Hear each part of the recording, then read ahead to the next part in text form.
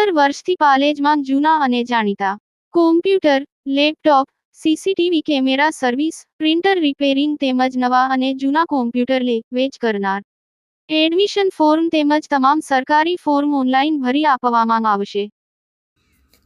ટંકારિયાથી ભરૂચના ટંકારિયા સ્થિત બારીવાલા sports club ground પર પ્રથમ વખત હિન્દુ એકતા ક્રિકેટ ટુર્નામેન્ટ 2024-25ની ફાઇનલ મેચ યોજાઈ હતી. ફાઇનલ મેચમાં એસકે લાયન્સ ટીમ કરજણ તથા જાડેશ્વરની ટીમો વચ્ચે મુકાબલો યોજાયો હતો.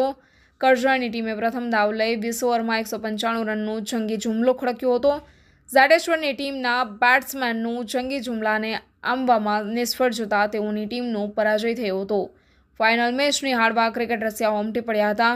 અત્રે ઉલ્લેખનીય છે કે બારીવાલા ક્રિકેટ ગ્રાઉન્ડ ઉપર પ્રથમ વખત હિન્દુ એકતા ટ્રોફી ટુર્નામેન્ટ યોજાઈ હતી. આ ટુર્નામેન્ટ ભરૂચ જિલ્લાના ટંકારિયા ગામમાં સૌ પ્રથમ વખત રમાઈ. ઓર્ગેનાઇઝર જુનેદ ટીચુક આ ટુર્નામેન્ટને સફળ બનાવવા માટે મહત્વની ભૂમિકા ભજવી હતી. અન્ય સભ્યો વસીમ મુનશી, ઇરફાન હાજી તથા નજીર કોઠિયાએ પણ મહત્વની ભૂમિકા ભજવી હતી. મુખ્ય મહેમાન તરીકે Babubhai Sheikh, Afzal A to Z, માઇનભાઈ, Sarfaraz Pathan, Zuber લારિયા, સાજિદભાઈ હિંગલોટ, Arif બાપુજી તથા હારૂન ઘોડીવાલા હાજર રહ્યા હતા.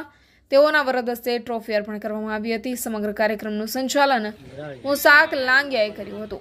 બારીવાલા સ્પોર્ટ્સ ક્લબ તરફથી હું ઓર્ગેનાઇઝર આરિફ બાપુજી બોલું છું.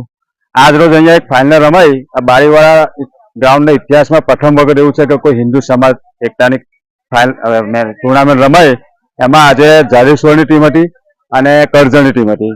એમાં કરજણની ટીમનો વિજય થયો છે અને ખૂબ સારી રીતે ફાઇનલ રમાઈ. અને પ્રથમ વખત એક બારીવાળાનું ગ્રાઉન્ડ એવું છે કે આ ટાઈપની ટુર્નામેન્ટ રમાઈ. ઘણી સારી રીતે ટુર્નામેન્ટ પડી ગઈ. એમાં જુનેદભાઈ, હારૂનભાઈ ઘોડીવાળા અને જે કોઈ ભાઈઓએ આમાં ઇન્ટરેસ્ટ લઈને સપોર્ટ આપેલો છે બધાનો હું બારીવાળા તરફથી આભાર માનું છું.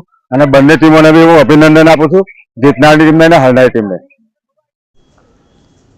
ગુજરાતના અગ્રીમ અખબારોમાં આપની કોઈ પણ પ્રકારની જાહેરાત આપવા માટે સંપર્ક કરો. જાહેરાત વ્યાજબી ભાવે પ્રસિદ્ધ કરી આપવામાં આવશે.